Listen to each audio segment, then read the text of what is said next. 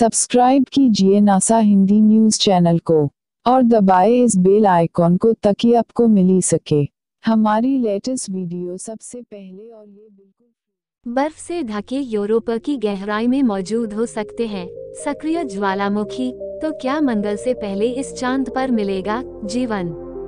Researchers ने कहा कि इस तरह के ज्वालामुखी गहरे समुद्र में हाइड्रोथर्मल सिस्टम को शक्ति प्रदान कर सकते हैं, जो रासायनिक ऊर्जा से भरपूर वातावरण को शक्ति प्रदान कर यूरोपा पर संभावित जीवन को पनपने का मौका दे सकता है। बृहस्पति ग्रह, जुपिटर के चांद यूरोपा मून पर जीवन की मौजूदगी को लेकर वैज्ञानिकों ने जितना सोचा था, अब उससे अधिक सबूत मिलने लगे हैं।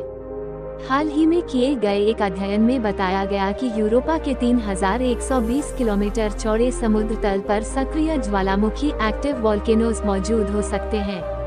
पूरी तरह से बर्फ से ढके यूरोपा को लेकर माना जाता है कि इस चांद पर बर्फ की परत के नीचे खारे पानी का एक विशाल महासागर यूरोपा ओशंस मौजूद है। रिसर्चर्स ने कहा कि इस तरह के ज्वालामुखी गहरे समुद्र में हाइड्रोथर्मल सिस्टम को शक्ति प्रदान कर सकते हैं, जो रासायनिक ऊर्जा से भरपूर वातावरण को शक्ति प्रदान कर यूरोपा पर संभावित जीवन को पनपने का मौका दे सकता है।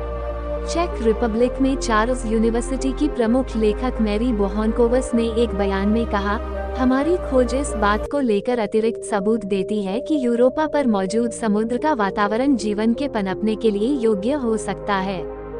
अरबों सालों से मौजूद रही होगी ज्वालामुखी गतिविधि।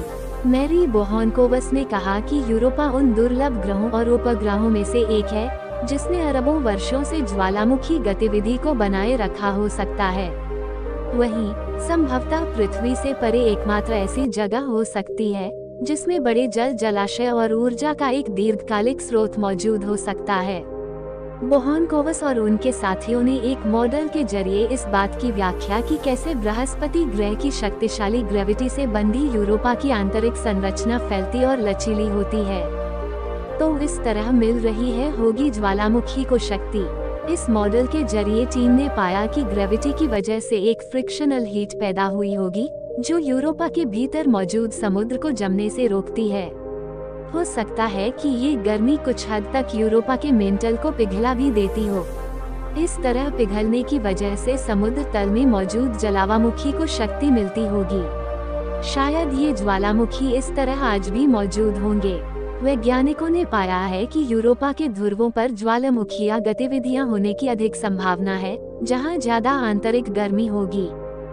यूरोपा क्लिपर मिशन खोलेगा इस चांद के और राज। अमेरिकी space agency NASA Europa clipper mission को लॉन्च करने वाली है। इसके जरिए आने वाले दशक में रिसर्चर्स यूरोपा के बारे में अधिक जानकारी जुटा पाएंगे।